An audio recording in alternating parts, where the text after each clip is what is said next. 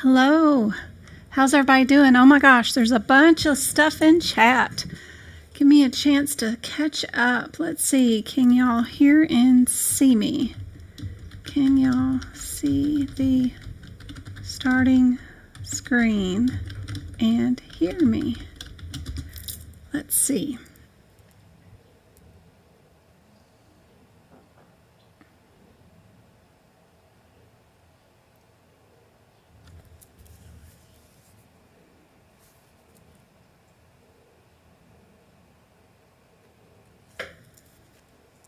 Thank you, Eva, for all the help of everybody earlier today. I have no idea when it usually starts. I just stay up.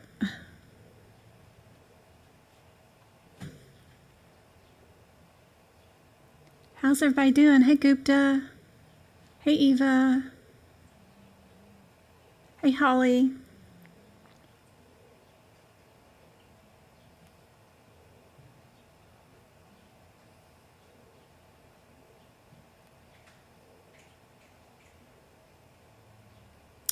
Thank you for the purchase and support, Holly. I hope those notes help you out a whole bunch.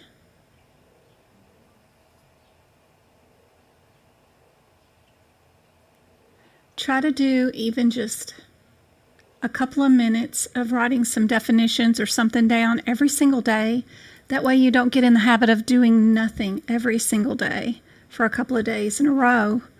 But if you could just take 2 minutes to try to Google a definition or a prefix or a suffix, and then you can go to any of the anatomy pages or anything to write down something. It'd make you feel better too, because you know you're doing something every single day. Any little thing that you could Google and write, like a prefix, a suffix, any little thing. Take 5 seconds. Heck, if you have to, take it to the bathroom and sit on your throne and Google 5 seconds to put down some prefixes or suffixes while you're taking off your makeup and stuff. And then before you go to bed, and then you can just feel like you're at least doing something every day. Any little thing that can help out, that might help. That's what I try to do for the book prep each year.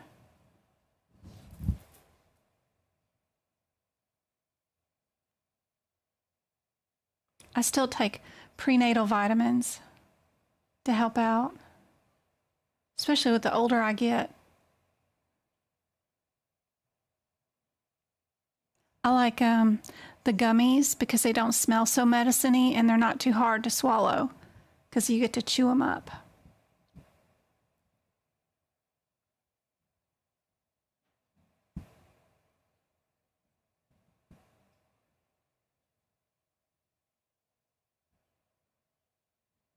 Ooh, that vitamin B12 shot hurts though. Gosh, I wish they made it to where it didn't sting so much.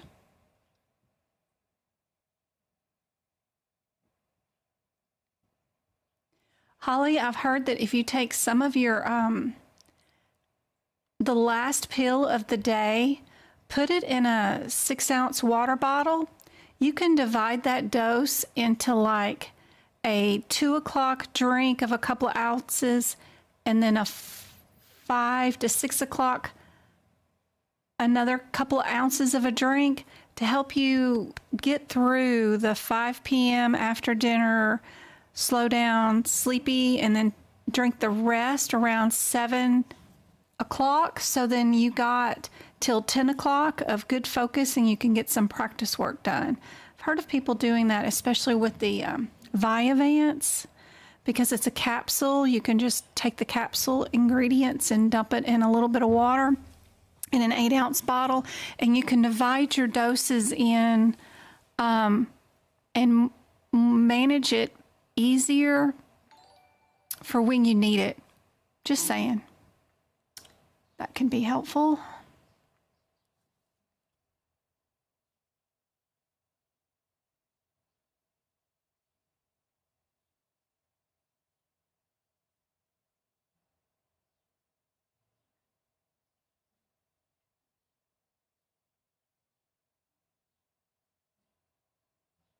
I'm just reading chat,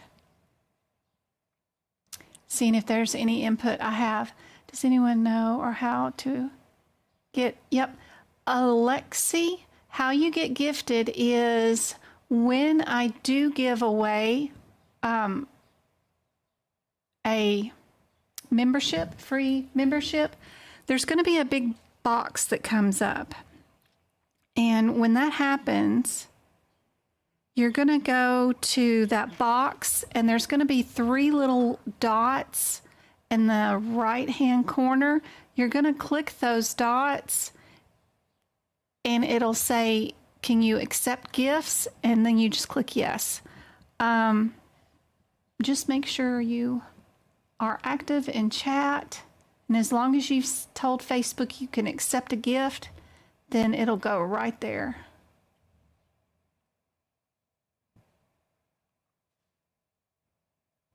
There's also lots of videos on YouTube on how to accept gifts. You can Google that too. How to change exam from international to online. No idea. You got to call AAPC. Yep. They're business hours, regular United States hours. So they'll be back open in about 10 more hours. So just call them. They're easy to deal with. Hey, Go-Kart. Hey, Jen. Hey, Vanessa. How's everybody doing? Hey, Jeanette. I have one practice question tonight that I need help with. I know it's a new one that I found online, and they just tell me what the answer is, but I don't have any rationale with it, and I'm questioning it. So one of our questions from tonight, I have the answer, but I want to know why the answer is what it is because I don't have any rationale. So hopefully you guys can help me out with one of the questions tonight. I probably will not do Wednesday nights live. I'll probably push it out to Thursday because tomorrow I have to drive to Scottsdale, Arizona. It's 5 hours one way and 5 hours back. And by the time I get back, I don't have any material ready for you guys for Wednesday, and I still have to work my regular job on Wednesday.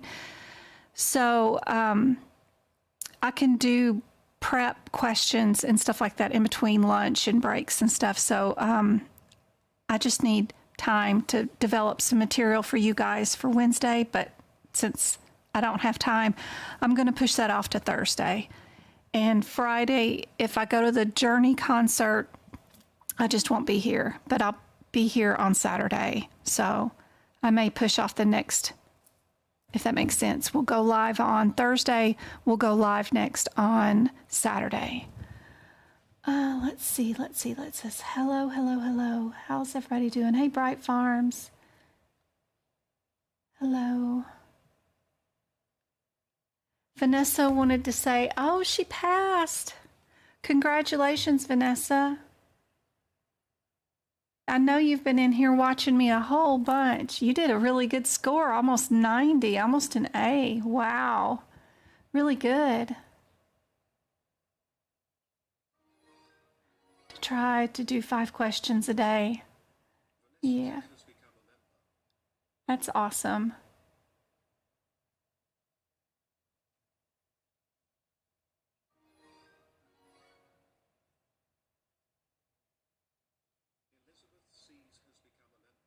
Aw.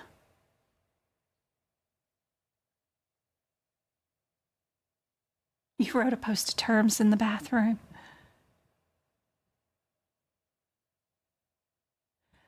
Girl, Gupta, if I wrote out every bit of book prep and sold the book, that would be, it would be $1,000 book for me to do all the book handwriting myself individually for you guys, because it's 1,000 pages, and then to ship it to you and then do the ICD-10 and HipHicks. Oof, I need an army of people to copy my work and fill it in for me. Good handwriters. It bruises. It does. B12 does bruise. Congratulations, Vanessa. And who is giving away free memberships or something? Who's doing that?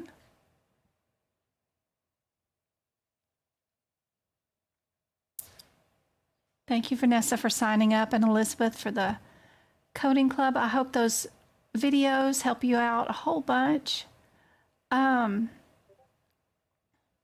Why a sad face? Who's getting a sad face? Why am I so freaked out about taking the practice test? Take them. Take those practice tests multiple times. You can open those up. You've paid for them, and you can hit grade after answering one question. No one's keeping score. No one's going to look at how you do. You don't have to sit down and do all 50 questions at one time. Open them up and use them over and over again. You really need to do them. They are the reason. I mean, don't save them. Please don't. Going in there and figuring out why the answer is wrong, why each answer is wrong, and which one is correct, and what in the books will tell you is wrong and what is right, like finding out where to look for a guideline that's not near the codes, and you should have moved that guideline to the codes, will definitely help you out. Like I've got this one question we're going to work on today, and I want to know where that guideline is. Where can I add that code with this other code? Because I've never seen it answered that way before. Is that true? Can we do it? Where's the guideline? And you got to go hunt this stuff down in the book. The answer's in here, but you got to go find it, which is really rough.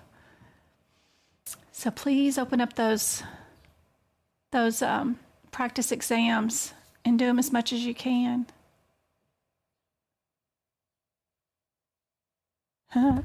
Yeah, if I go, I got to find somebody to go with me. I've got an extra ticket. Anybody live in my area and want to go with me? My mom bailed on me. She thinks it's going to be too hot.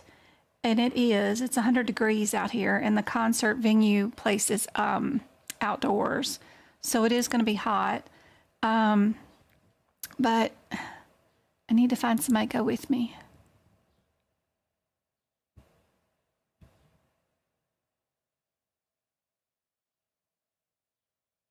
Swamped with those preparations for your kid graduating. Congratulations on them graduating.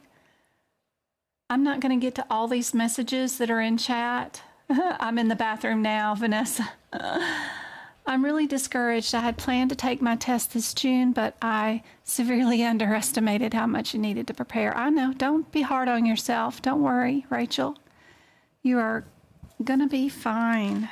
Life comes up. Just don't let it be a habit that you don't do something every day, because it is helpful to at least attempt some sort of book prep, something each day.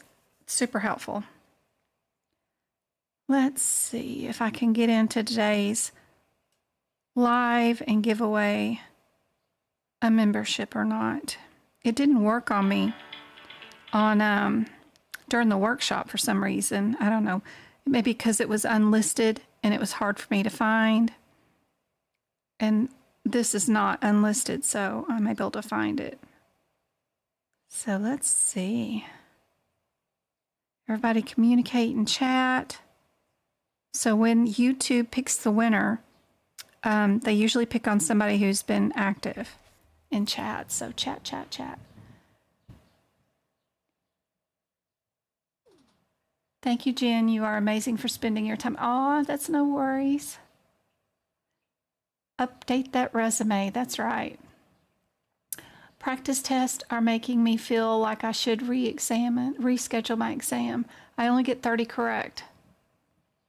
And we need to get 45 correct. So keep working on them. Keep working on them. Who won? Rachel won. Congratulations, Rachel. I hope that helps. So now that you see the big green box in your chat, everybody hover over the green box where it's got the little gift presents, the blue box, gift box. You'll see 3 dots show up. Be sure and click on those 3 dots and accept being able to receive gifts.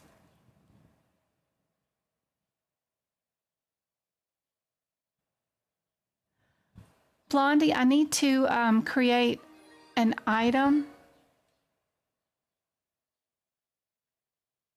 Let me turn that off. I need to create an item in my store so you can purchase that replay, just depending on what day you buy it.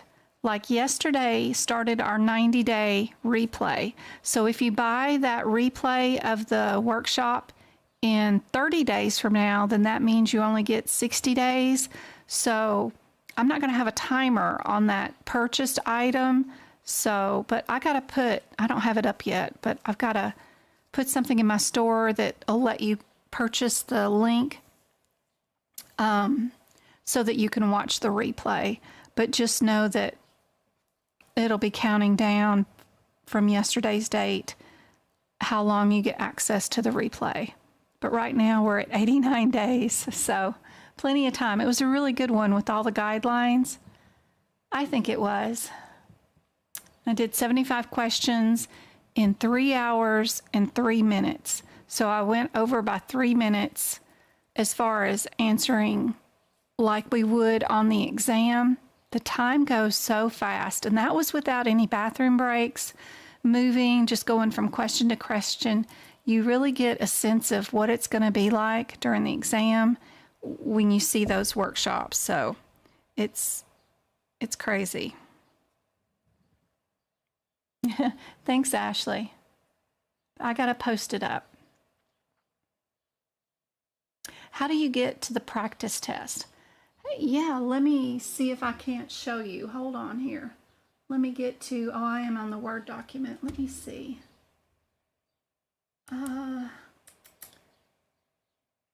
Screen, window capture here.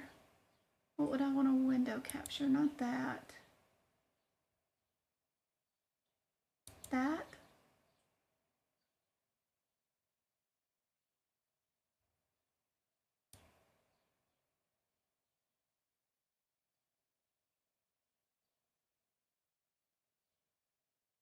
Yeah, something like that. Okay. Okay. All right. Can you guys see my screen has changed to my YouTube channel? Can you see that? Y'all just let me know in chat because I'm not sure. I can't never tell what I'm showing you guys. You received an offer from CSI. You start June 12th. Great. You're going to get lots of one-on-one, show you what to do. You're also going to be a risk adjuster. And if you can stay with CSI for 1 year, get your 1 year in, and then start applying, you can pretty much pick your own income and go wherever you want after that 1 year. Okay, great. All right, so I don't know if this is going to help. This is probably not going to help. I got to go somewhere else because I don't know my logon and password on this one. So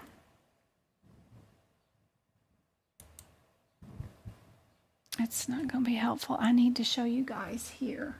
Let me change. This one is what I got to show you. Okay. So we got to go to AAPC here. Here we go. So if you have purchased practice exams from AAPC, the location is going to be under My Account, Purchased Items. And when you get there, you're going to go to the Items tab right here. And this is where your practice exams questions are at and how you take the practice exams. You'll click here and you'll go into each case, which is 50 questions, and you'll start answering. Like I said, you can answer one question at a time. You can go on down here and hit grade. You don't have to wait and do all 50. No one's going to keep score. And you get your rationale right here for each question. Sometimes it's helpful, sometimes it's not, but they don't have it where you can do one at a time. One thing that you can do is after you do all of them and get them answered, you can highlight them like this. You can either copy it and post it onto a Word document, or you can hit your print button. Just be sure and go into your settings over here and change it to the section only. Like, you don't want to print it with all the crap on it. Be sure you have that thing picked so it just highlights what you have. Then you get this, and this is easier to practice with. I like to do it with only one answered.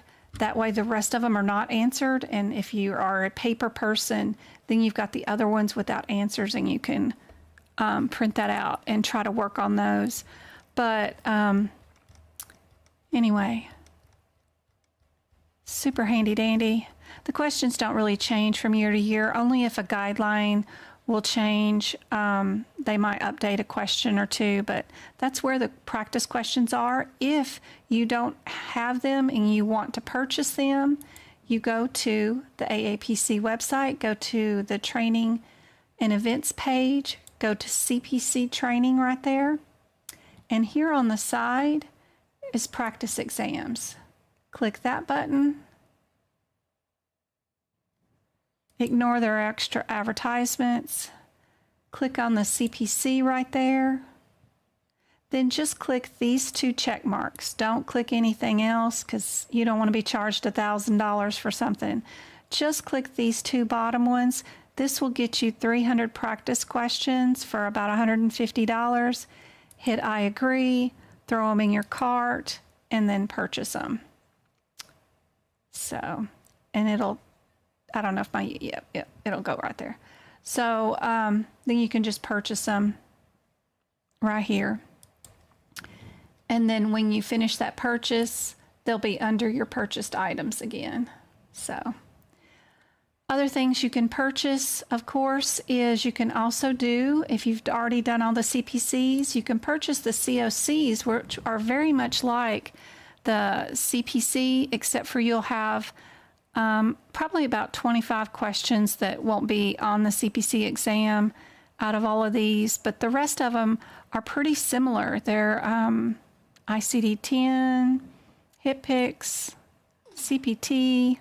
There's just a lot more little bit of a government stuff that they might ask you, or an actual billing thing that they might ask you, but it's okay. You can also go over here to specialty, do a drop down, and some of their speciality, like CEM, CE, I think is their E&M certification, and you can buy another 150 questions that are only E&M related, which are pretty cool. You can also go into PEDS right there and buy another 150 questions or whatever for just pediatric patients, which is still family practice and CPC. So there's other things that you can go in here. This one's family practice right there, and that's just anything in a doctor's office. And there's a special certification for that, which is easy to get if you can just pass those questions too. So, but there's extra questions there that you guys can purchase that you'll note when I go into mine that I purchase pretty much everything that they have, just so that I can at least see it once, see what it looks like, see what the practice questions, and if they're relatable to what we're doing. But those emergency room medicine for the ED would be extra practice questions. The family practice ones, the general surgery would be excellent for anything. Cardiology, they have anesthesia speciality.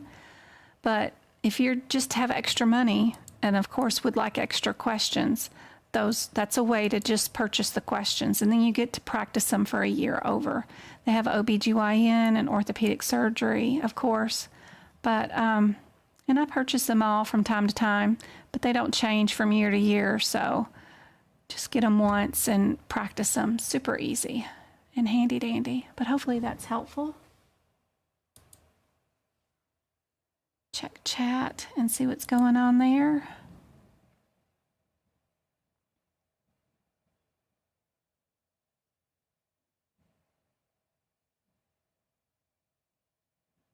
And don't forget that, thanks Vanessa, that if you won a prize yesterday from the workshop, be sure and get Twinkle your mailing address.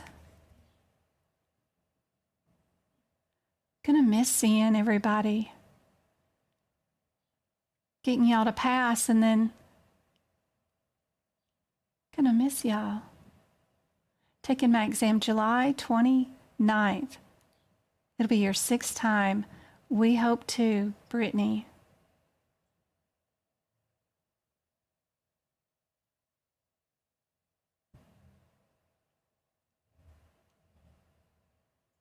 Yeah, they do charge a bit. COC has some practice exam questions, or CCO, sorry, I forget the name of their school. They're about the same price. But I love Pocket Prep, you know, guys, but I'm still waiting on them to fix 6 more of the E&M questions, because they give you 500 practice questions for $14 a month. They charge you a monthly charge to have access to them, but you know, $14 and you can copy paste and put them all in a document where you can secure them and then reuse them. Don't share them over the internet, you know, for personal use, of course, but that's an excellent use of $14 and 500 more practice questions. And they're in the AAPC format. So I love them.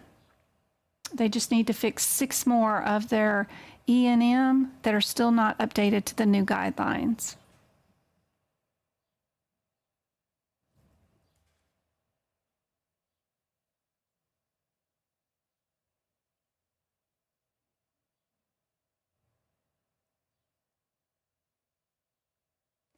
I think your resume should change with each application, so I wouldn't use a ton of people to professionally write your resume and just send that one resume out to everybody. I mean, if you want them to write it, but then the body of it, of what you think your skills are and what they're asking for, should change with each application. You need to make yours sound perfect to their keyword search that they've advertised looking for. So be sure and update it, or you're not going to get past the bots and not going to get any calls back.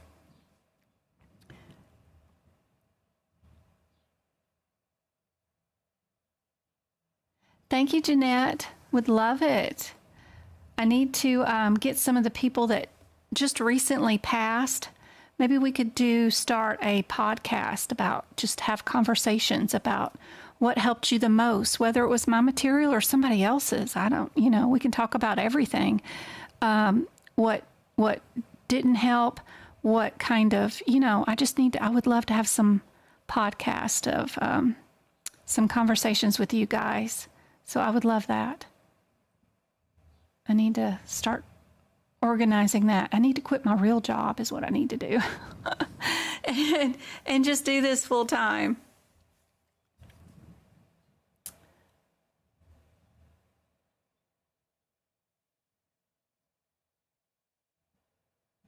If you're okay, let me show you again. If you are in a course with AAPC, is that it? No, that's not it. This is it.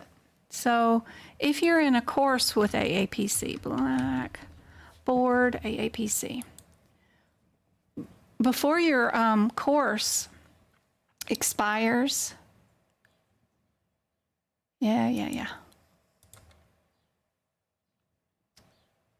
go, where am I at? Here we go. Here's a course.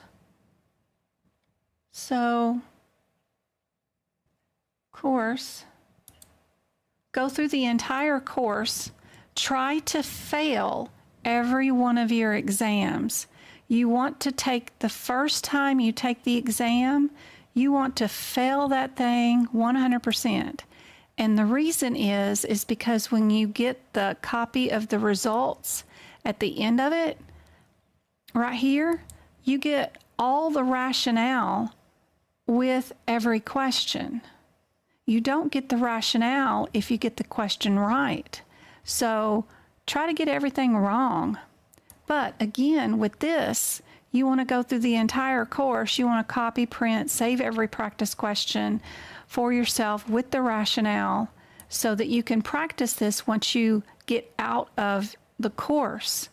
And then the second time you take it, because you get 2 attempts with each test, of course, then you do it with 100%. So you'll see how it's hard sometimes to try to make it to where you fail every question.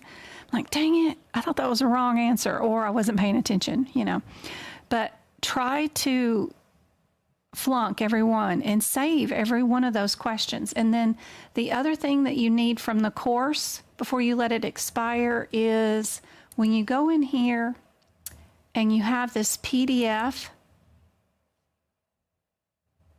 because the videos are just horrifying. Don't worry about those. But this PDF is cool because it's your study guide, but it also has some examples that you can copy, save this PDF, and oh, y'all can't see the PDF. It's not coming up. I don't know how to show you guys the PDF, but the people that have the course will know what I'm talking about. The PDF has examples inside of it, and it also has some practice questions in here, like 5 each chapter, but every time they say the word example, you're going to want to stop and make sure you move that example to your CPT book. But those PDFs, save every one of those, and then save every chapter exam. And then when you take your final exam, whatever that last course exam is, I don't know if this one has it, but the very last review exam for the whole total course, they don't let you see a copy of that exam. You just take it and the questions disappear and then you're gone.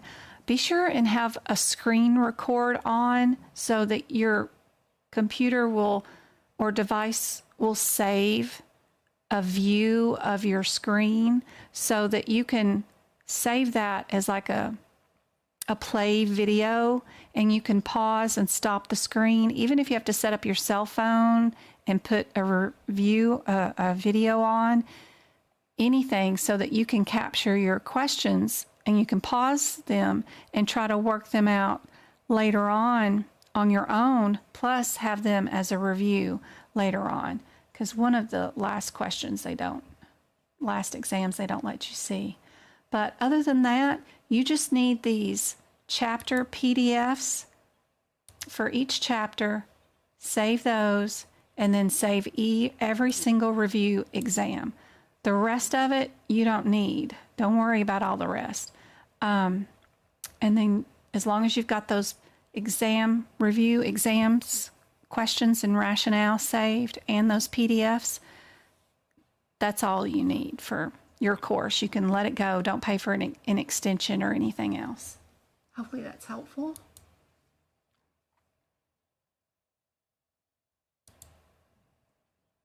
Because guys, what we do with those examples, once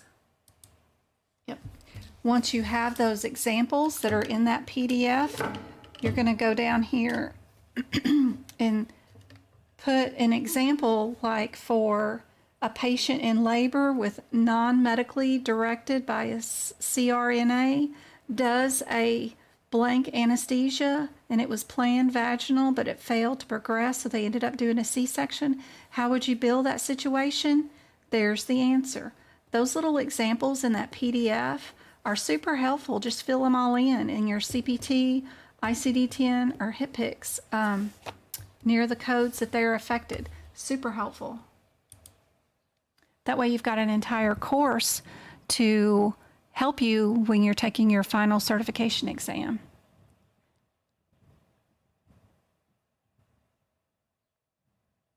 Yep, those mid-chapter review questions, yeah, that's what I was talking about. You will have another live where you go over practice exam questions, mainly some that were on the exam. Well, Anderson, I don't know exactly what's on the exam. You know, I don't have any ideas. Last time I took the exam was in 2019. And, you know, we all keep track of what's being posted online as much as we can. Sometimes people take the exam and they pass and they share information that says, you know, CPT code 01969 was on mine. I didn't know whether to pick that or 68. It was confusing. And they might openly share that over the internet. We're technically not allowed to do that, and AAPC can actually take away your certification for life for doing that. But I still look for rumors, and sometimes people share information and I find it out, and I do my best to help you guys to know what to expect on the exam, but I can't say for sure what I know is on the exam because that's, you know, illegal. We want to be respectful to AAPC's copyright laws and all that kind of stuff, but every single one of my lessons, whether it's book prep videos, free live lessons, all have nuggets of information that I know that's currently on the exam. I'm just not able to tell you which of the information is on the exam because that's just illegal. So, you know. I go to jail for my kids, you know, because I birthed them or, you know, whatever, but I don't know if I want to go to jail for you guys. I love you guys so much, and I'm there on the line, and I'm walking a fine line, but, you know, I've been asked, of course, by APC to back off sharing too much information, so they've actually reached out, so I'm trying to be respectful. So, yeah, I don't want to go to jail. I do love you guys, but let's keep Jen out of trouble. But every single one of my lessons does have some information that I know is on the exam. You guys just have to figure it out, what it is. Of course. Ooh, I wonder if you guys can see this. It's hard to do. I was trying to break it up a little bit today and do a little bit of different stuff. This is kind of what CCS people have to do. The last 10 questions on their exam is like a word match. So I thought it'd be fun for everybody to do anyway. This is on Integumentary, and we can do a little word match. You guys can help me out with this one.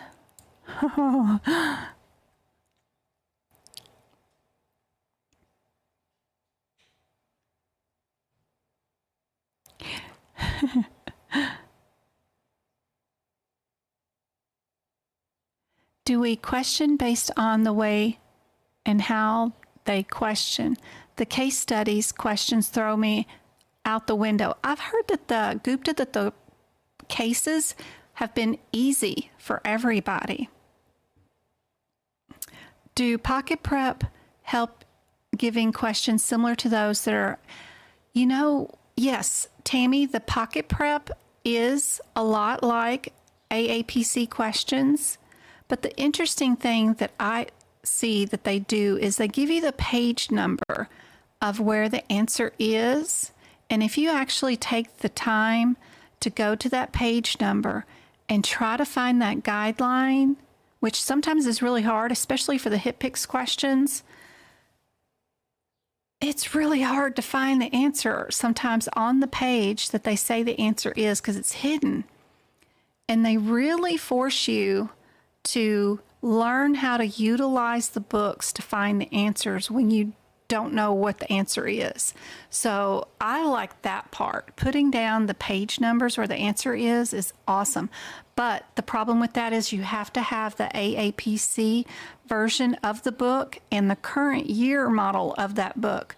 So with ICD-10 and HitPix, you need to have the AAPC versions of the books to be able to find those answers. But if you actually go through all of Pocket Prep and do all their ICD-10 and HitPix questions and guideline questions from their examples and go find the answers where they tell you it is, and then you actually find the answer, some of them I still haven't, even with word search and having electronic versions of the books is still hard to find. It works. It really does do a good job of teaching you how to utilize the books. That's why I like it. So y'all saying number 1 is C. Biopsy is a removal of a piece of tissue. Yeah, that's easy. All right, what do you guys think number 2 is? Well, y'all are already on 4 and 5. Thank you, Vanessa.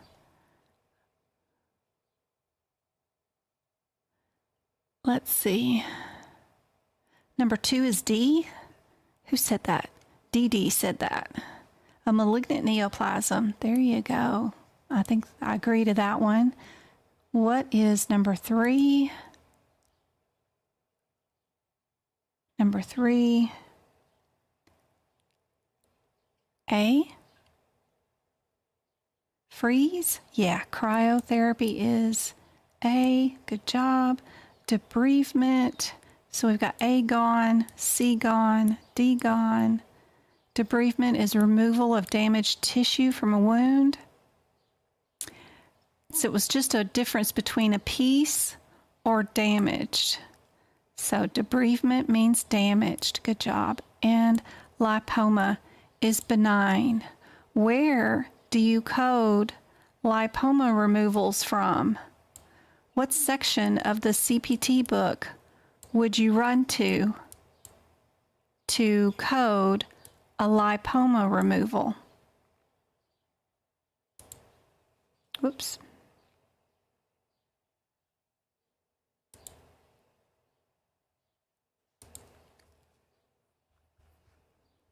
What section of the CPT book? No worries, Vanessa. What section of the CPT book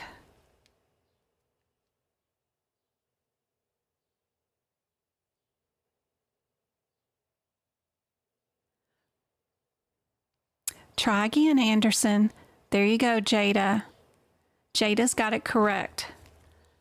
So, lipomas, masses, gunshot wounds, I'm just going to put GSW, and stabbings, impalement, whatever, jab, jab, jibby jab. So masses, lipomas, gunshot wounds, and stabbings are all done in musculoskeletal. Put that alert wherever you can in Integumentary. You can also put it in musculoskeletal up at the top of the sections. It will help you out during the medical coding exam because there's usually one question on the exam where they have 2 answers with an excision that are in the 10,000s and then 2 answers that are in the 20,000s. And they're talking about an excision. And they're removing some sort of something like a mass or a lipoma. And if you see mass or lipoma, you know right away, get rid of the 2 answers that have Integumentary in them. Concentrate only on the 20,000 section for those 2 areas. That'll help you out and get you a better score on your CPC exam for sure.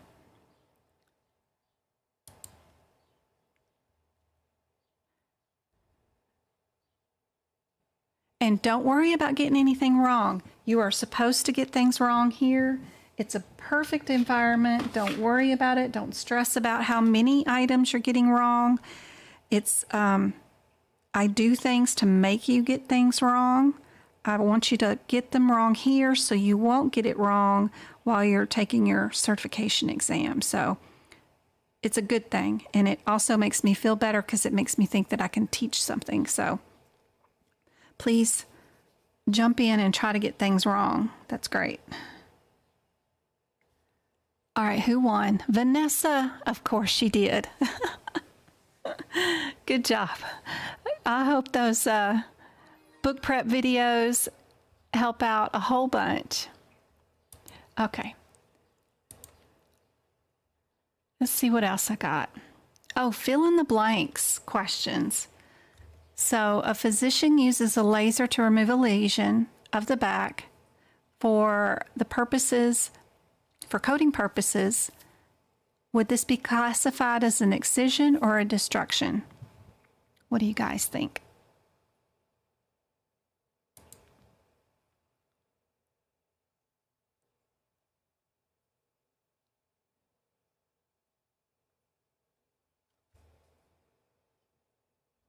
What do you guys think?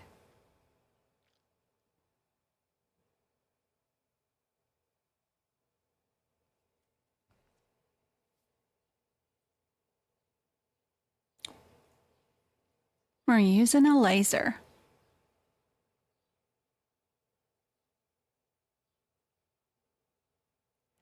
Matthew, I'm not sure.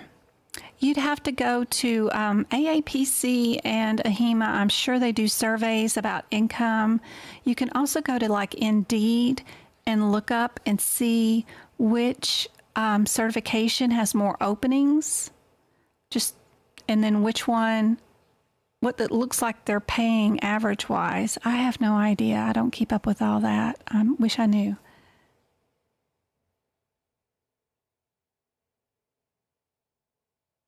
Yes, we are going to be destruction. What about this one? A surgeon removes a 2.0 centimeter subcutaneous keratosis of the neck. The lesion would be defined as benign or malignant. What do you guys think?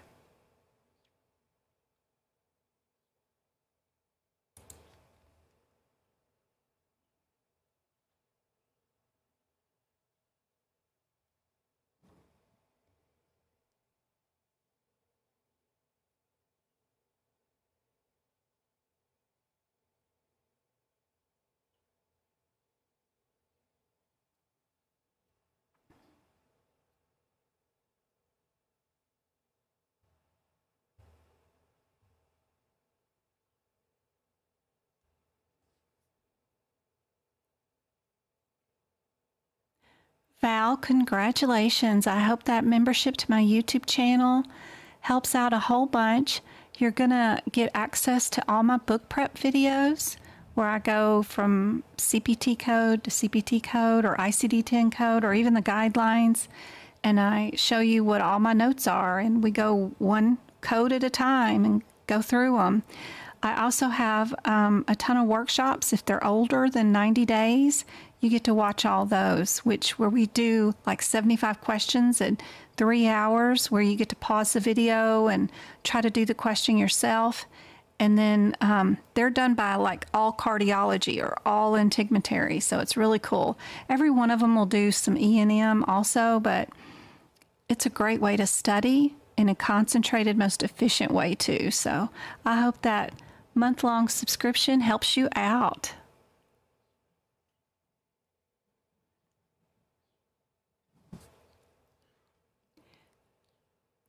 We are going to be benign. Good job, guys. A physician sutures a 3x2 superficial laceration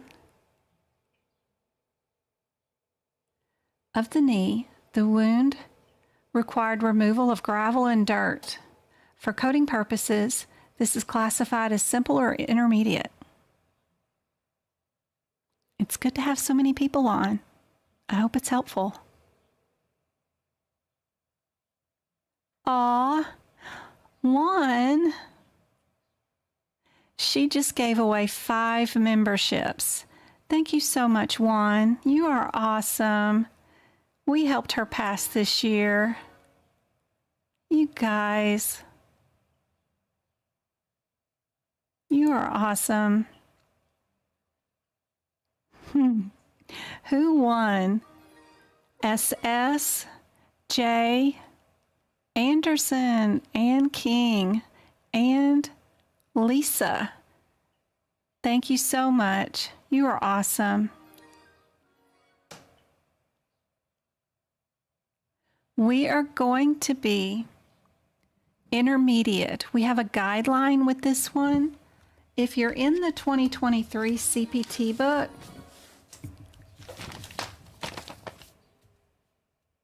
we're going to be around page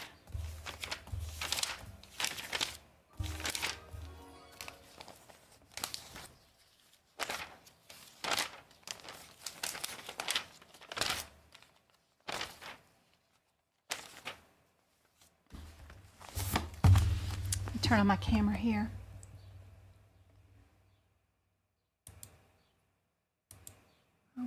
That one? Yeah. We're going to be on page 90 of the guidelines. And down here at the very bottom, underneath intermediate, the last sentence says a single layer closure, heavily contaminated wound that requires extensive cleaning or removal of particulate matter constitutes an intermediate repair. That last sentence is super important, and that's one of the guidelines. Turn that off. So this one, yep. Thank you so much. I think that's like the second or third time that one has given away 5 memberships all at once. Thank you so much. Yep, superficial laceration. They always throw in that propaganda is what I call it, to make you think. That's why we don't read the questions from beginning to end. If I was doing this question for an exam, I would be going from reading it in reverse from the bottom up, and I would see as classified. I would see dirt and gravel. I would stop because I know dirt and gravel means intermediate, and I would pick that answer. I wouldn't even read from the beginning to the end, but we'll get into how I do that in just a minute. All right, are we going to be autograft, allograft, or xenograft with these? Make sure y'all can see the whole question. Skin graft requiring harvesting of healthy skin from the patient's right thigh to cover the defect of the arm is called what?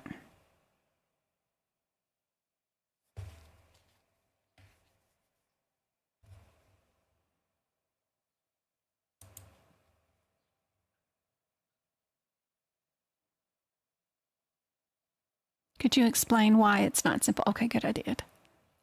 I hope that explanation helped you out.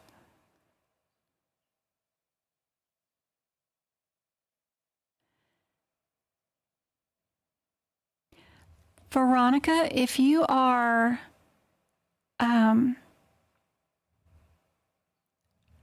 my website, let's see, get back over there. Will it go there? Yeah. If you are on my website, medicalcodingbyjen.com, when I have workshops, I will send you an email. So when you sign up for an account here, I don't send out anything, like I'm not selling you anything, trying to track you or bug you, but I will let you know when I have my workshops, and they're right here when I do have them. I don't have anything scheduled for next month yet. This was my last one in May right here. I've got to get one scheduled in June. What do you guys want me to do in June? I think I've already done cardiology this year. I've done integumentary and muscle. I've done guidelines. I need to know what I need to do next month, but that's where my bookings are. I announce it on the Facebook website too, and in our Discord group.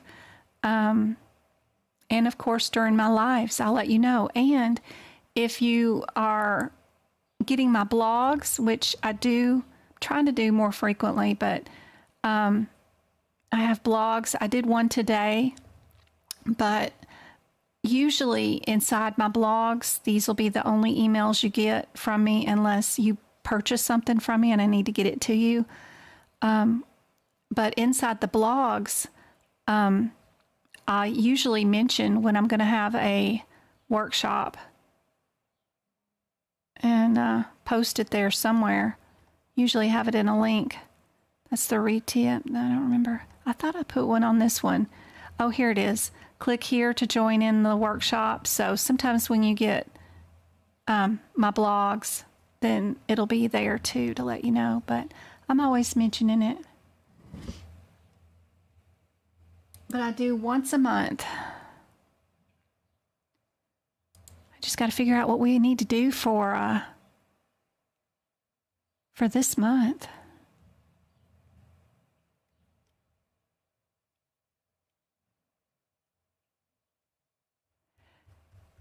All right, on this question, get back to here, my Word document. Autograft means you are in the driver's seat. It is your body part is what I think about that they are doing. I think of auto and I think of me in the driver's seat. That's my own body being used as a graft. This one, allograft, I think of legs as the two sticks, and I think of the doctor cutting something off on somebody else, and then they're walking those body parts to me as a graft. So that's what I think of when I see this. I have to do associations. And then xenograft is like synthetic or pig or some non-human graft. So that's how I keep those straight. And since this was the patient's own body, then it is autograft. Good job. Oh, look at this one. Are we going to be integumentary or musculoskeletal here? You guys should know this one right away.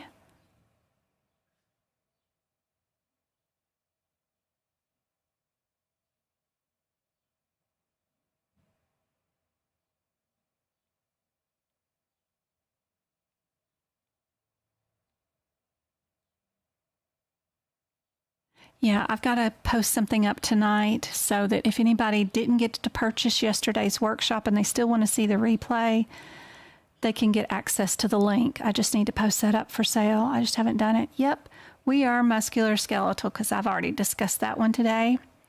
All right, this next one does not have A, B, C, or D. It's just an operative report, kind of like sometimes what you might see if you're taking a medical coding course or if you are taking a job interview and they want to give you an operative report and say, what would you code it?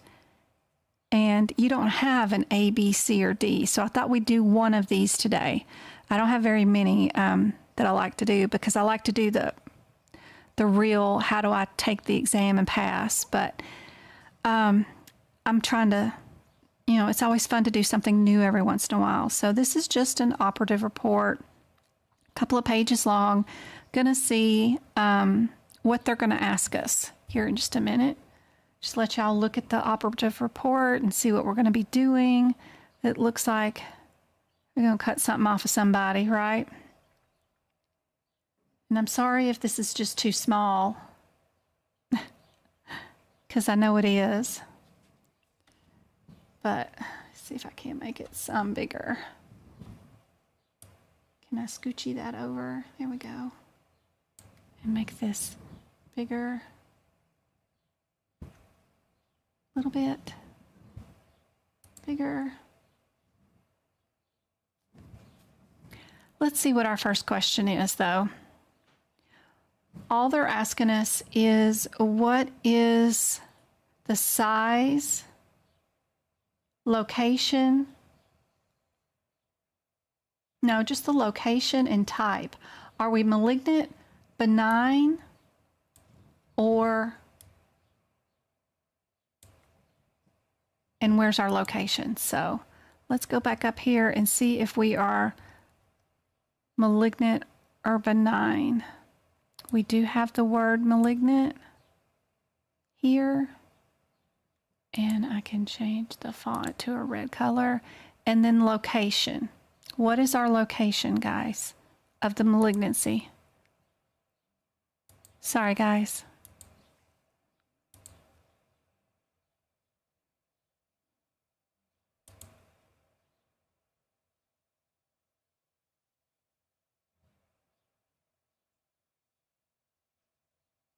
Just Google pocketprep.com. They sell practice exam questions for many certificates. They have partnered up with the AAPC, I believe, because they use their logo, and they sell practice exam questions. They have 500 of them for $14 a month, or you can buy a year for $89. If you buy 3 months of it, and you take your CPC exam, they have a pass guarantee that if you don't pass, they'll give you another 3 months access for free. They also have a grant program where you can get a free 3 months. Look through their blog to find the application for that. But it's one of those places where you put in your debit card number and it stays on file, and they're going to keep charging it until you come back and turn it off. So, but they're great questions. You can have it on your phone. You can have it on your desktop. You'll be standing in the line at the grocery store and answer questions. They have a question of the day they're going to send you every day and says, hey, you got to practice. They'll give you your score overall, tell you whether you're at 60%, 70%. Yep, we are at right heel. So if you notice where I went in the operative report to look for that information was straight up at the very top. I didn't come here to the meat of the operative report. I went right back up to the very top, just looked up here to see what information was at the top of the op note. So part of learning where to look in cases for the answer is super helpful. Strategy there. So we know we're malignant. We're to look at the size of the malignancy and what we cut out right here. Where are our margins? Usually the margins are going to be down here in the bottom or in the meat of the procedure. And if we were to add everything up and we needed to look and see what the total size of the excision was, wanted to see if you guys knew how to add that up. So the size of our lesion is 1. Our margins, which means our lesion was that big, but we went around it with a margin, and we saw that was 2.5. How do we find out how big of the excision was altogether?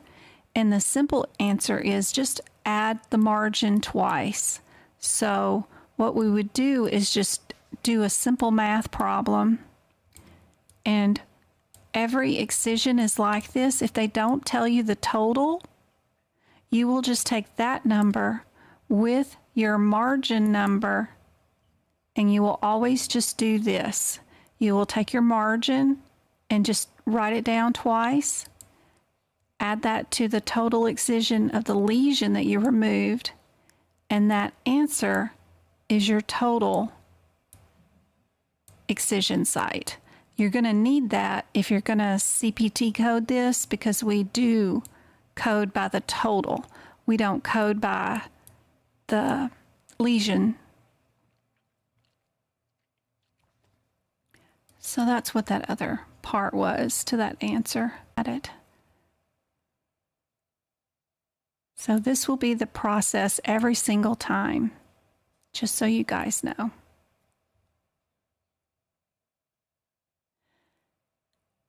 What's the coding guideline for this coding excision of a lesion with a subsequent skin replacement? Do you code both, or just the skin graft? It matters, because if you're doing an adjacent, y'all know those ATTs, some of my older students will know that ATTs get one code. We do the excision, we do the graft, we do it all in one code. But it depends. What kind of graft are we doing with this one? Is this an adjacent tissue graft, or is it something different? This one is a split thickness graft. So now that we know which type of graft it is, that helps us figure out what guideline to code is. Does that make sense? So what kind of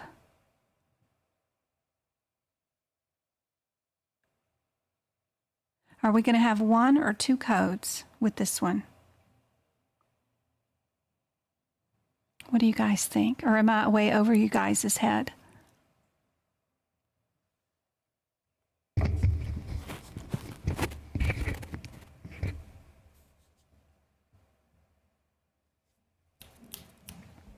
I'm sorry, guys.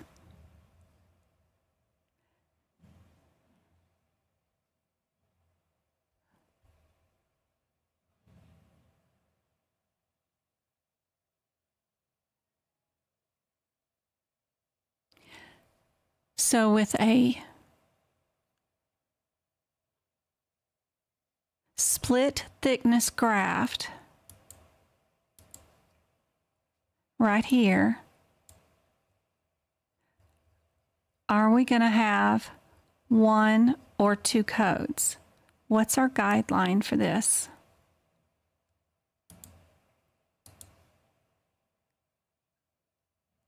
Split thickness graft.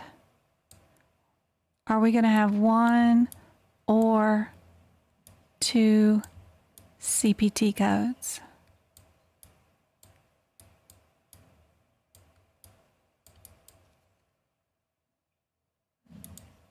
Is the audio getting any better?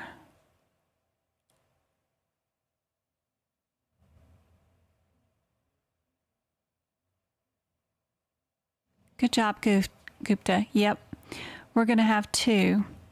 Just remember that if we're doing an adjacent tissue graft, it's all in one code.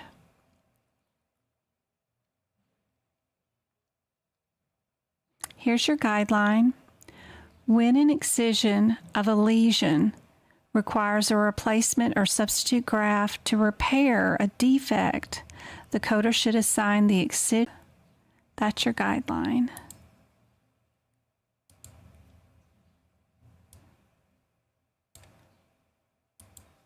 Different, but split thickness.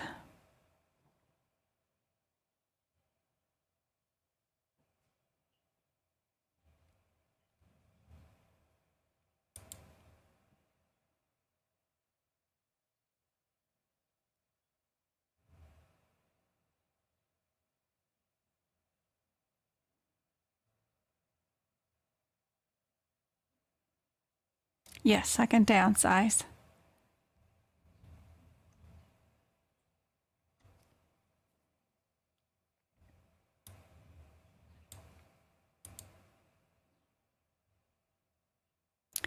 So this one is a free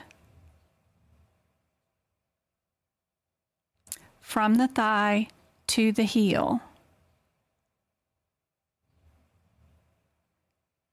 Was the skin graft full thickness or split? We know it was split. And for coding purposes, I did out of order. And this was a split thickness autograft of the heel, less than 100, because if you do the graft that was up at the top of our little query right here, we'll see that we had the graft was a 7 by 7 right there. So that's 36 altogether. So for coding purposes in the CPT book, the differences between the codes would be less than 100 or over 100. So that's one of the important things to pay attention to, is whether your square footage is going to be over or under. And that's where I got that info. What would be our codes? Anybody brave enough to code this without A, B, C, or D? Right here. Anybody know what the codes are going to be?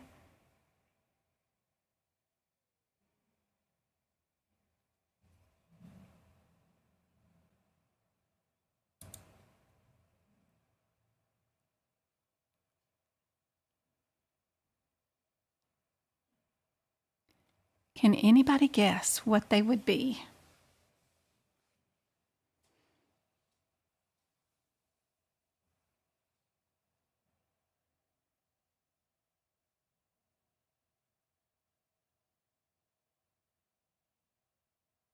If anybody wants to try, I can come up with the first person to answer the question correct can win one of my misspelled cups as a giveaway prize. Yeah, that's it. If anybody can get it right.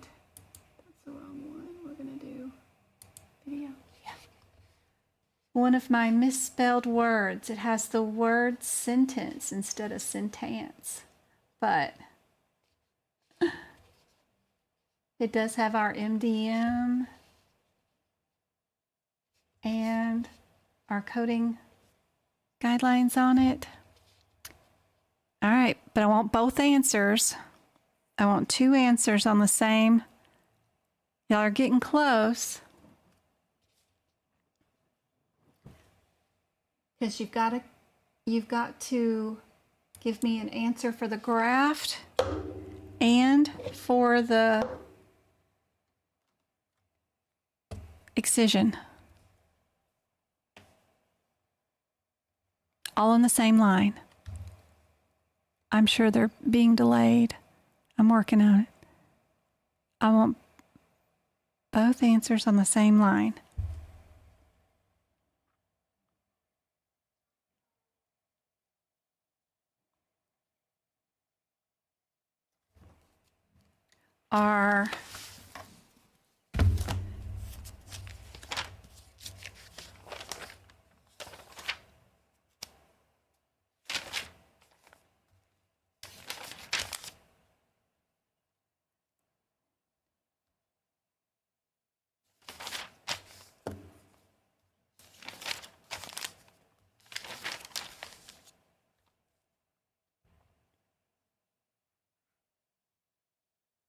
So we're doing, let me get my picture back on again.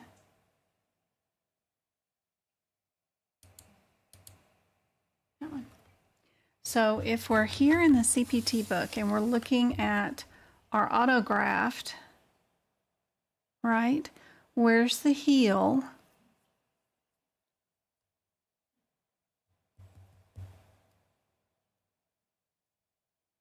Is that part of the trunk, arms, or legs?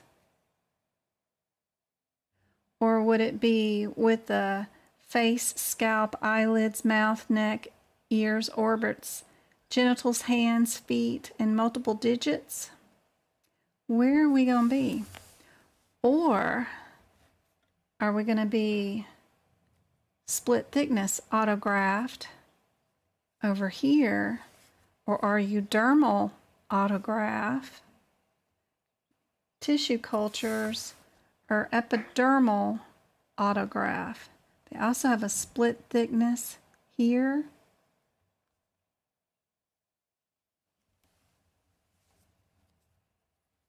Where are we going to be here?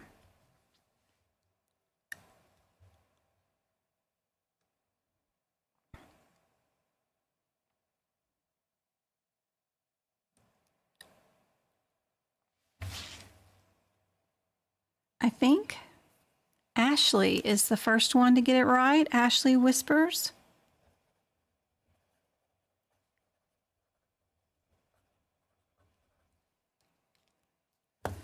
I didn't even have the 59 modifier down, so you did better than I did.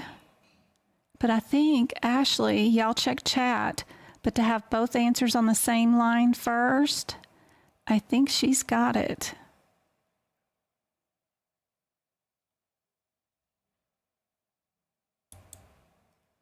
Can I? There we go. I'll pin that one. But good job, Ashley. I've got both those answers. I've got one. Yep. I've got 15120 and 11626. Good job.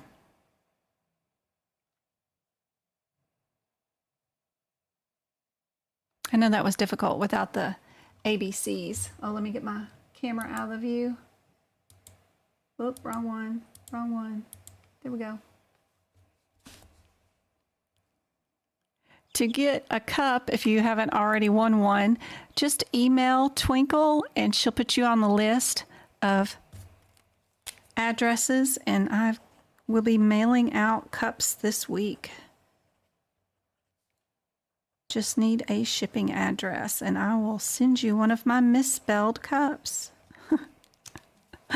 It comes with a lid and straw from Starbucks. Good job.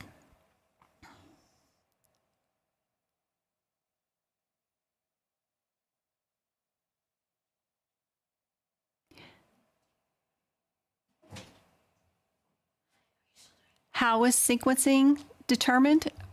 Well, let's look at our patient up here, our patient note. What you want, Mr. Travis? Hi. Travis is saying hello to everybody. What do you want, baby? Oh, nothing. I was just seeing if you're still on. Yeah, I'm still on the live. Love you. Love you. So look at your report. What's the first thing we did? The procedure. The patient was taken to the operating room. They were draped, usual fashion. What was done first? Also, what was bigger? We did our graft first, which was 36 centimeters big. How big was our cancer that we removed? 1 centimeter. So the bigger procedure, the bigger deal with is we took healthy tissue and we cut it off the thigh and preserved it, which took a lot more work than just removing the cancer anyway. So sequencing takes both into consideration which one was bigger, which one took more time. This is 36 when our total excision, after you add it all up, was 6 centimeters on our cancer that we removed. So 36 versus the 6, the bigger area was on the hip. So there was a bigger repair needed, right, on 36 centimeters on the hip, because you have to repair what you remove for the graft. Then there's cancer that you removed. We have to repair it, but we're also putting in the graft.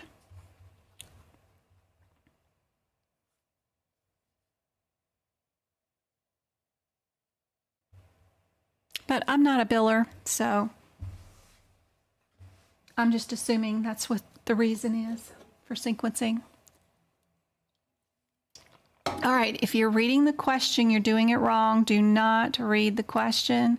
How we do these is we avoid reading the question altogether, put on blinders, don't look at it. We're going to look at just the answers here, and we're going to run to our codes in the book because we have 2 codes that end in 56, and then we have 2 codes that end in 58. We're going to go to those codes in our CPT book. We're going to look and see what our code differences are first. We're going to see if there's any header changes in these. If there are header changes, we're going to look at headers first. If not, if they're all under the same header, then we're going to be good to just look at those code descriptions. One of them's femoral, the other one is femoral popliteal. So let's check our question. Remember, we're not going to read it from beginning to end. We're just going to be looking for the word femoral because we need to know, were we femoral popliteal or femoral? That answer will get rid of two answers, and that'll give us a 50-50 shot at a correct answer, and that's what you want to do. Remember, the questions are full of propaganda, and you do not want to read them. So we're going to go from the bottom up, and we're just skimming, along backwards, and we're looking for the word femoral is what I would be doing. And it happens to be at the top anyway, but femoral. So we're going to keep the 58s. So we'll get rid of A and B. Now the only difference is our modifier differences. Remember, don't be reading the question. We need to go find our differences of our modifiers. And that difference is 76 is same, is my one word difference. And my one word difference in 77 is other. So, did the same physician do the procedure? Nope, it was the other. So we know right away that our answer is D. So, this question was done by only looking at two words in the question and then looking at who started the procedure and who finished the procedure. That's it. The rest of this is garbage and you don't need to read it, and it only slows you down. So that's how we pass our medical certification exam. Right there. You guys are going to do this question without me. You guys are going to tell me what you think the answer is. Be sure and look up your code differences.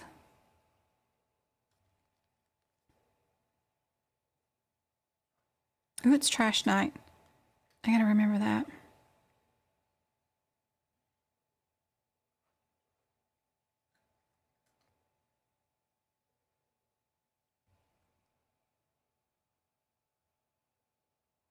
Almost get it all into one.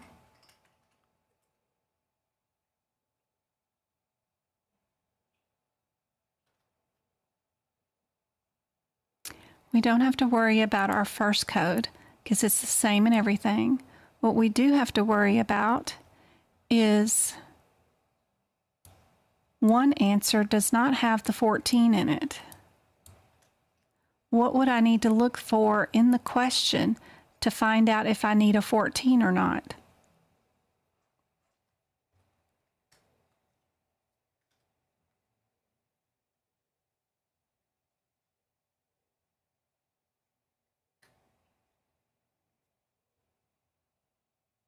If you do need a 14, then great, we can get rid of B.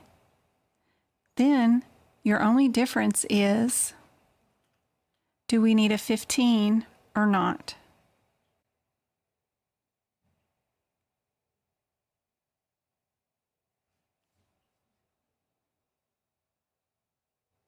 What do you guys think the answer is?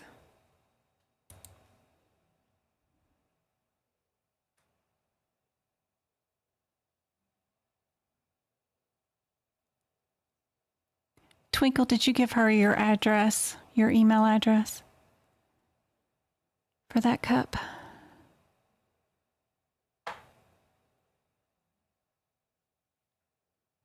Yeah, don't take the cup with you. But having it around while you're studying and looking at will drill some of that stuff in your head.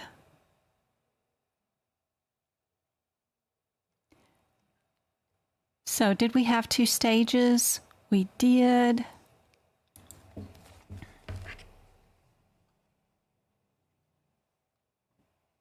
Hey. Quit. Go on. Yelling at a cat. Sorry. This is a coding irregularity. If you ever see 1414 or 1515 or, yeah, we can get rid of that. And we did have 2 stages, so we can get rid of that. Was either one of those stages higher, greater than the number 5? Let's see. Our first stage was 3. That's not over 5. We don't add these. But our second stage was 6. And because that was 6, we do need our 5. And we are going to definitely pick D. And that's it. All I'd looked in this question, or would look for, is for the word stages. Find out if there's 1 or 2.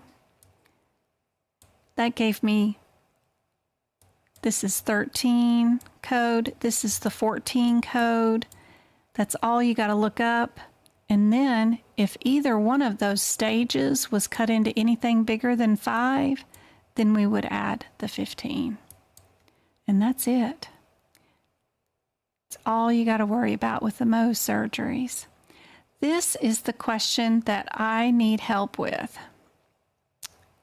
So we don't have to worry about our location. They're all 11. But do we have two stages? I'm assuming the second stage is in every answer, so I'm going to assume yes.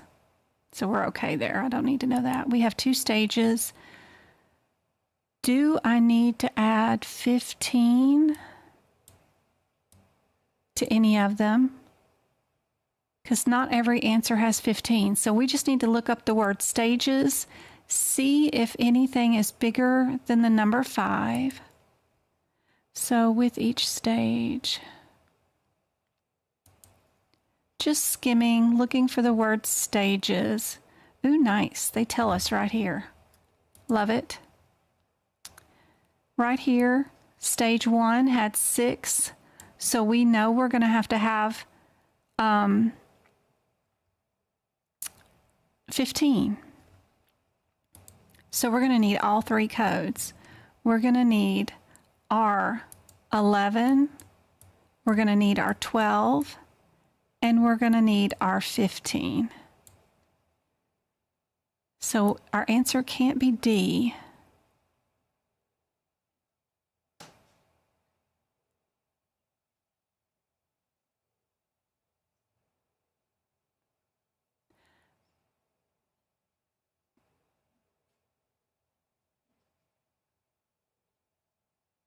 My question is, why wouldn't the answer be C? It can't be B because that one doesn't have a 15 in it either. Why can't the answer be C? And why are they saying the answer is A? The only difference between these two is they have this added code here for a repair. Why would you code a repair when you created the injury because you're removing cancer?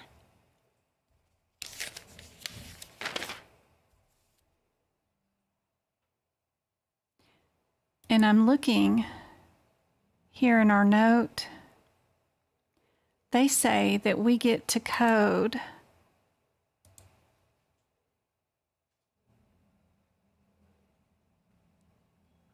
a Moz with 2 stages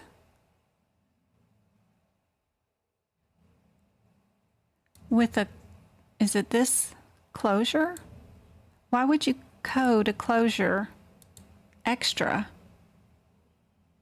I've just never seen that in a Moz because we created that closure. What was that code again? Draw. They say 1, 2.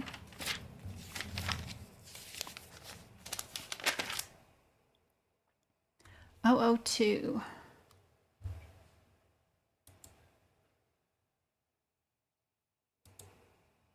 Video capture. If I go to 12002, it says simple repair of superficial wounds of the scalp. Why would we code that when we created the repair. Because, you know, these I normally see for you fell on your bike and you need some lacerations repair. We didn't create the repair or the injury, but you know, you come in and we'll repair it. Why does this one say we get to do this repair? And is it because of some words they said in this procedure, which they said something about cosmetic reasons or something right there? Cosmetic results.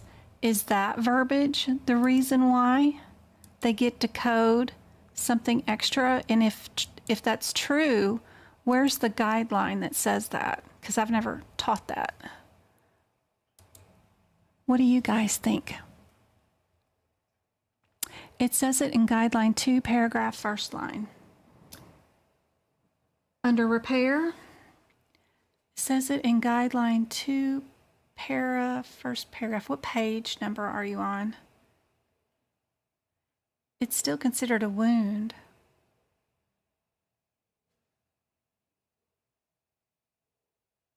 Because the cancer is the wound.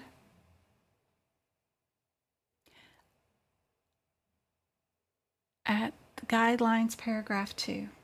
Well, there's a ton of guidelines, my loves.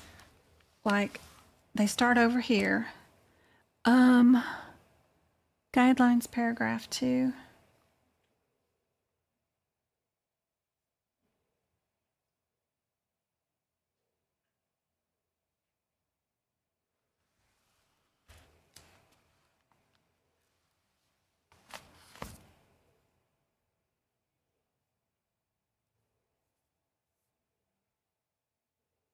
How come every other Moz surgery practice question that AAPC has ever had has never had the 1200 codes with it? 2 is my other question. If this is a guideline somewhere.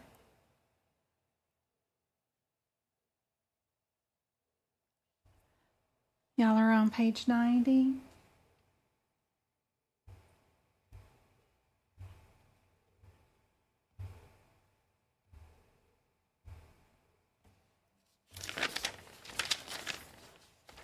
It says to use it with a Moz surgery. Because Moz surgery has its own guidelines back here that are separate from everything else, too. If a repair is formed, use a separate repair, flap, or graft codes. If a biopsy is suspected, skin cancer is performed on the same day as a Moz surgery because there is no prior pathology of the diagnosis. Yeah, I knew that. You can do biopsy in the same day.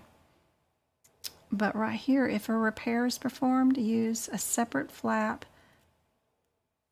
I've got it highlighted, just haven't ever paid any attention to it. Okay. All right, so I think on page 107, this line right here answers my question. So I wanted to see it with the Moz.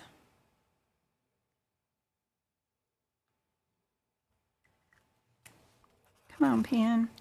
I left it out all night with the heater underneath it blowing. Some new about the biopsies. If they're biopsying in the same day, you can use those codes. Yeah. But good. I just didn't know where that guideline was.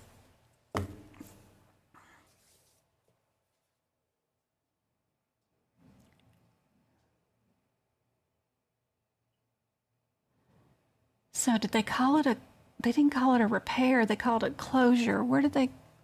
How would we find it being called a repair too?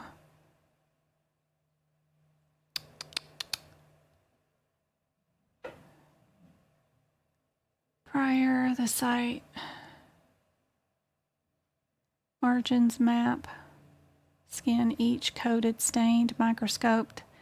The area was positive. Yep, no tumors. Patient tolerated procedure after discussion with the patient regarding the best closure option for each defect was selected for optimal function and cosmetic results. They just didn't say the word repair at all. They just said it was a closure. So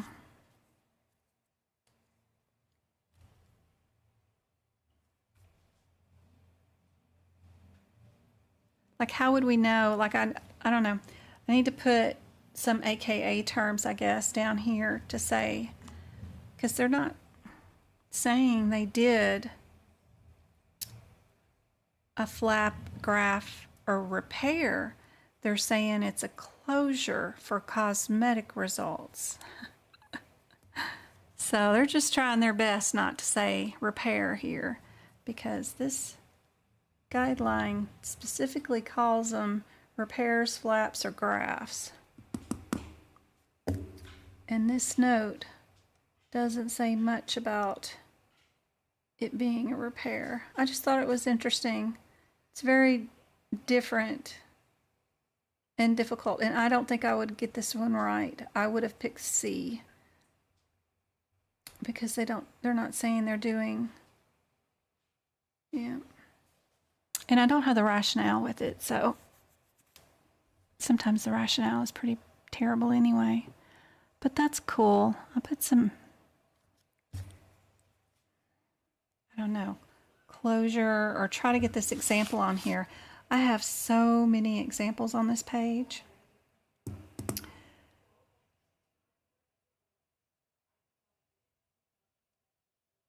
I don't think I have anything with it though, like a Moz with extra codes. So I don't have any examples here with that,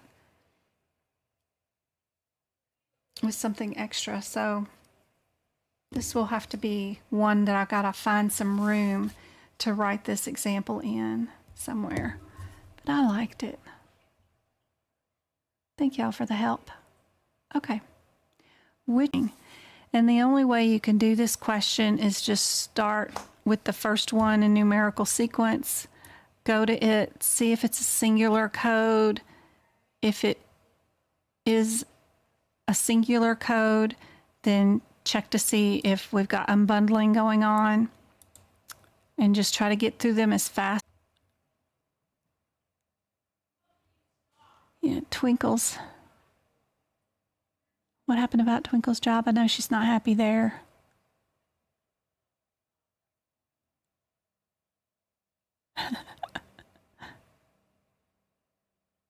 Books in the way. Oh, yeah. Yeah, it's a very hard, tricky question.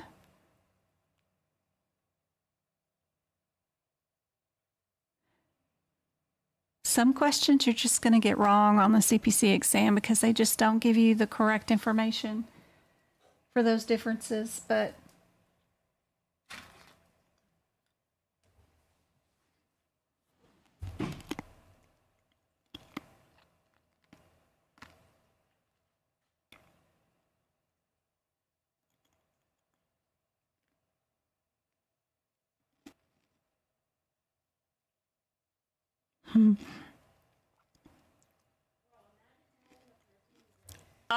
Travis. I'm still live, my love. 15 more minutes.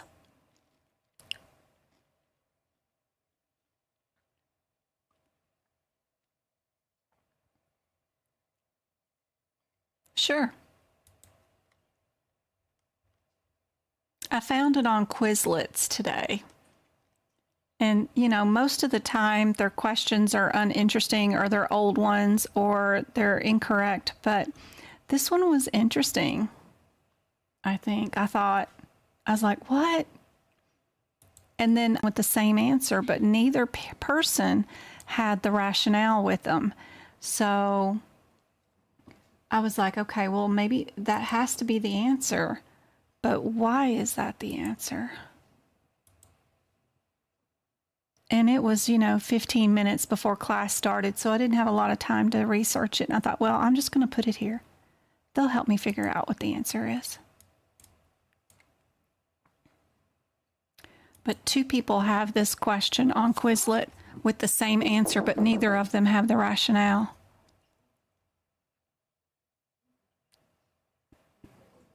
Travis is playing monkey chase on the Oculus right outside my window. So he's loud. There you go. To that question yet?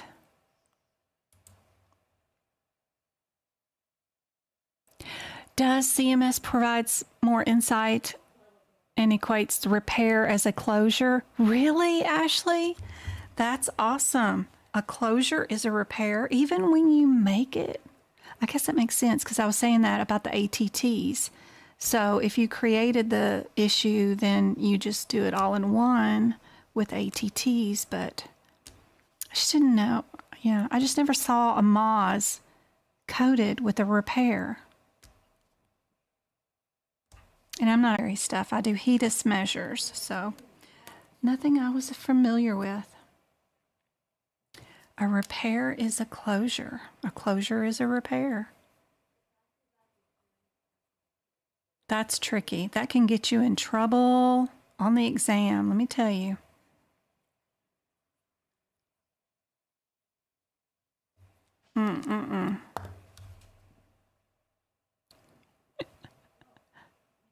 You have 0 ideas on this question right here. What is an example of unbundling? All right. Let's go see. 1-1. 1-1.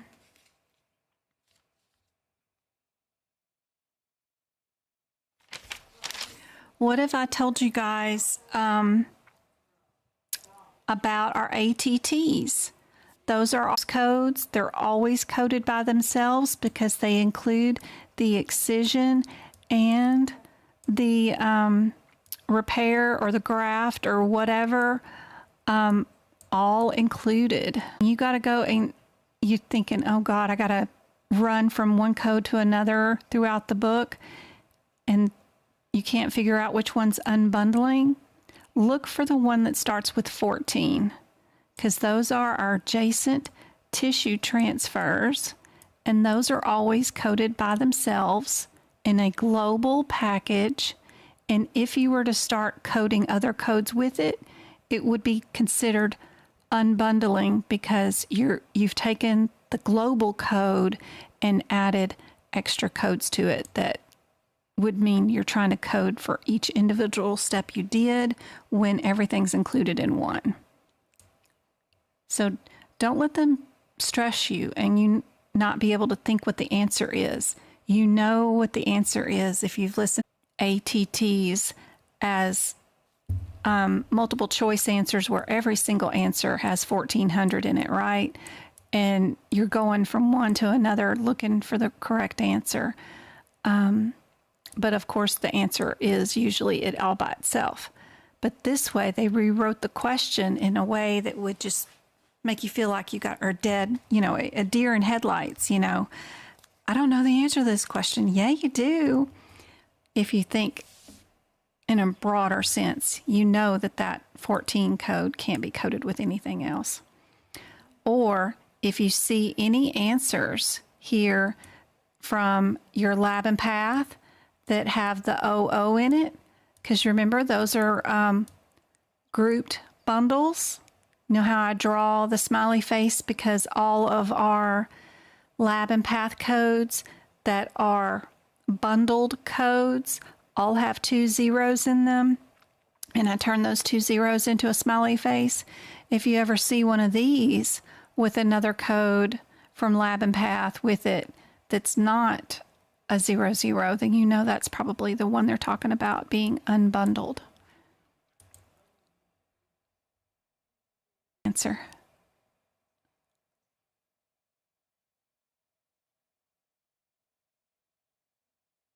Yep. is this scenario fraud, abuse? They're okay to do it, or it's a good way to increase revenue. So a provider knows that an evaluation and management service they provided on the same date as a major procedure will be bundled. So he submits a claim for an E&M with a different data service. This is an example of which one?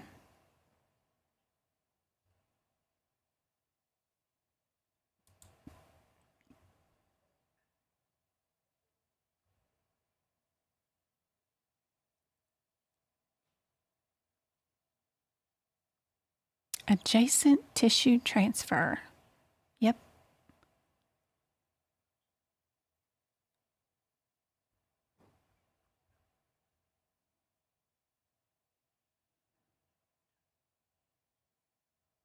Good job, SS. It is fraud. Good job. When must an ABN be signed? When they first arrive?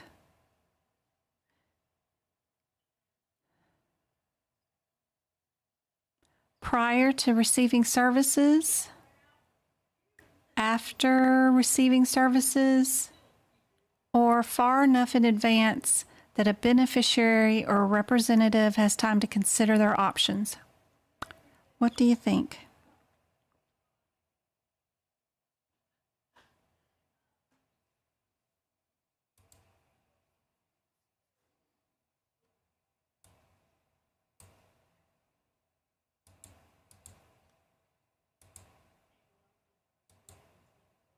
Should be perfect. There's no reason for it to be blurry.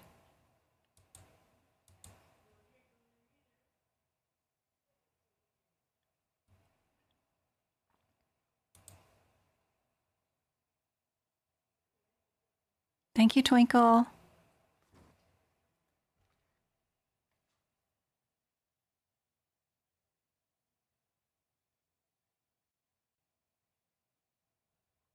It is D, far enough in advance for whoever, the patient or any of their representatives, to make informed decision. It's definitely what you want to see. That lets the patient know that they're going to be responsible for 20% of the bill if they continue and have whatever this is done. Most of the time it's lab and path, that kind of stuff.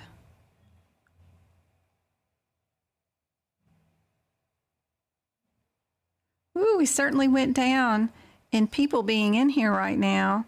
We had over 100 at one time. Now we're down to 40. It's getting kind of late in everybody's time zone, but I hope this has been helpful.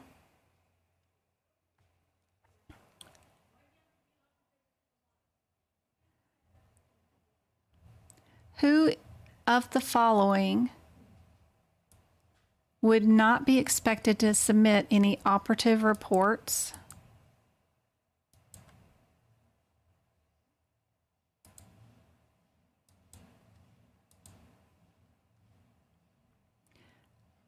Residents, assistants, surgeons, primary.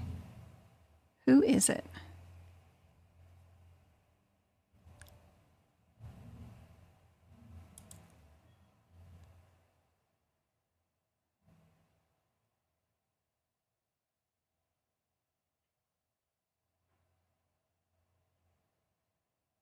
Sani, I just ended up gifting you. Well, YouTube did it. I didn't pick the winner, but I hope that helps.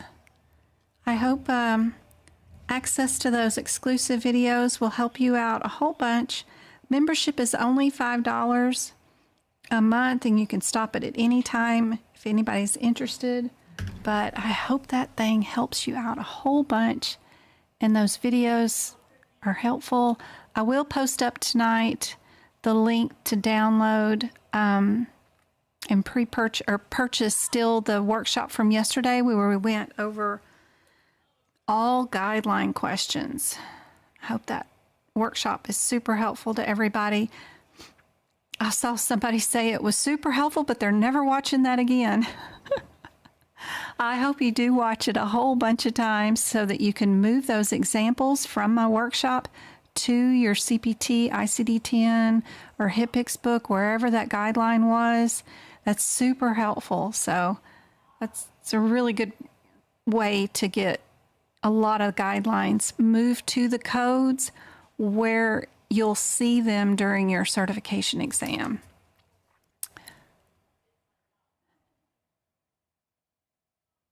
DUC classes are advanced classes for advanced learners. If you've already got your book prepped, you've already attempted a medical coding exam, and you want to attempt some practice questions with me in a smaller audience, you can do those and join in on those classes. They're $5 on Fridays, and I just have more advanced, more difficult questions for those who have attempted and haven't passed yet, so that they can see what types of guidelines they're missing. It's easier to ask Q&A questions, stuff like that, because we're a smaller group.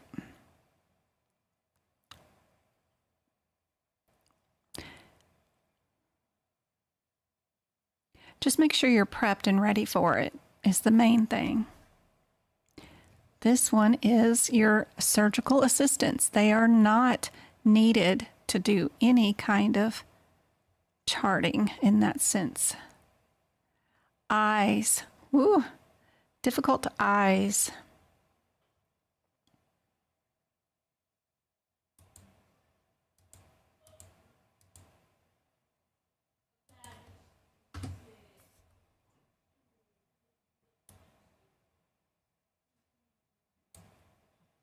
Don't forget to go to the differences in the codes first.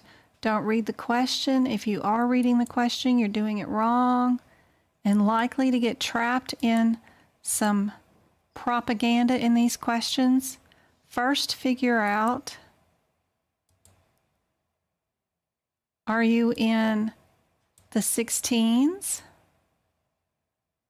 Because you have two with the same answer here. That might be helpful. You can also use modifiers to figure out if you're in the right area too.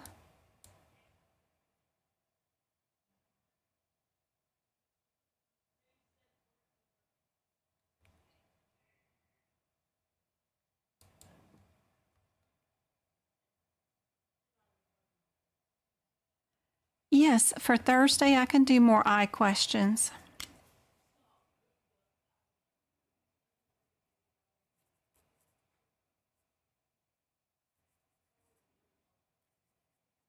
I hate doing eye surgeries, so I avoid the questions because it makes me imagine doing this eye surgery, and I don't like toes and I don't like people's eyeballs, so I think I tend to avoid those areas. I don't mean to, but I think it just happens.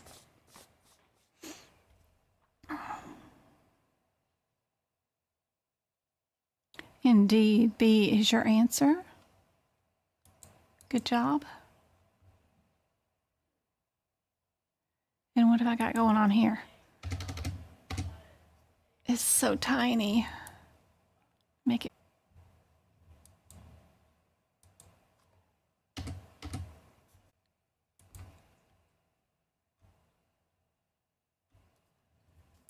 Does that help?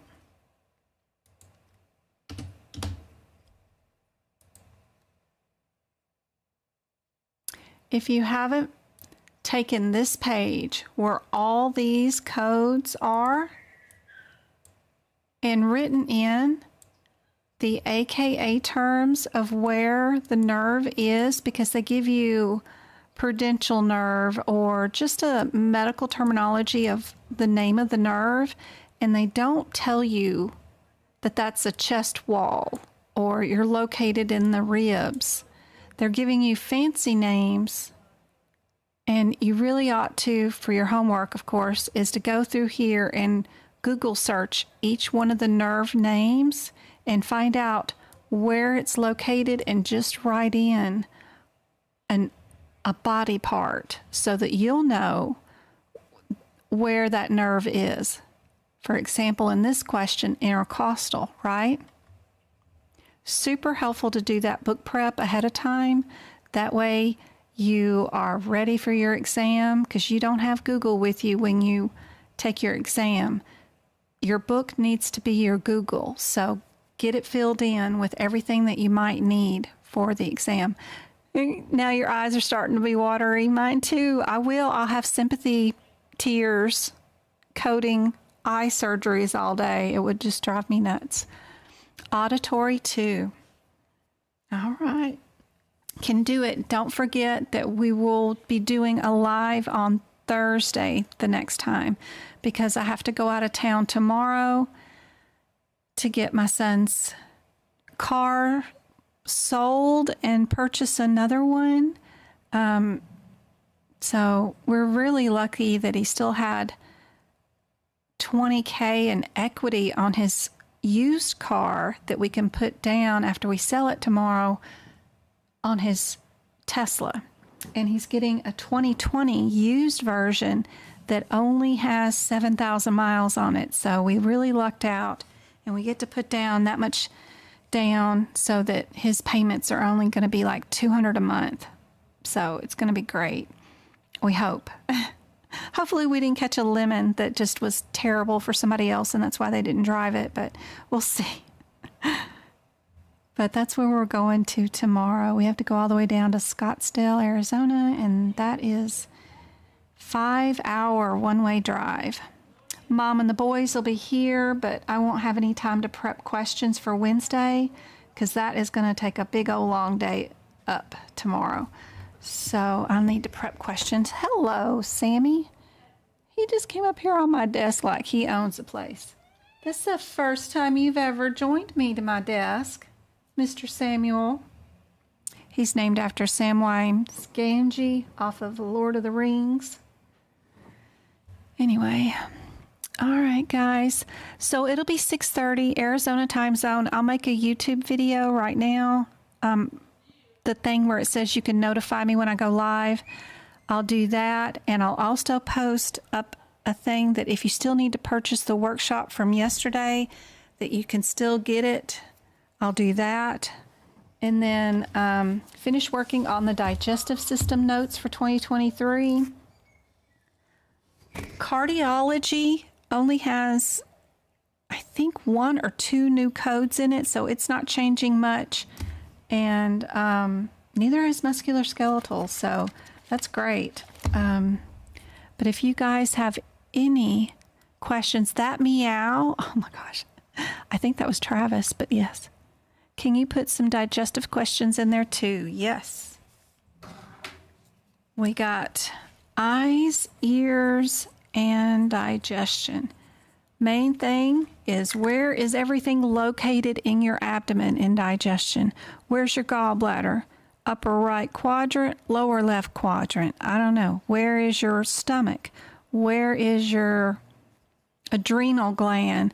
Be sure you know where all the body parts are located section-wise in digestion.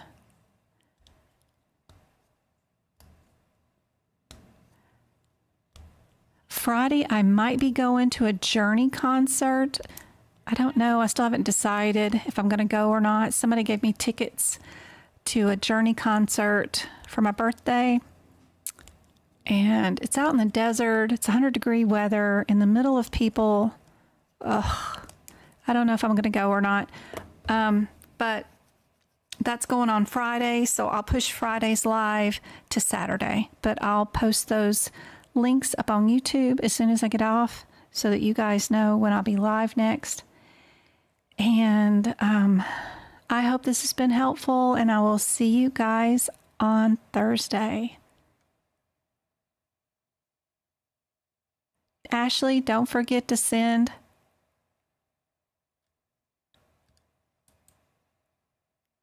I guess I should have unpinned it. Your mailing address to Twinkle so I can get that cup mailed out to you. Good job on doing the answer right. I love you guys. I will see you on Thursday. Good night.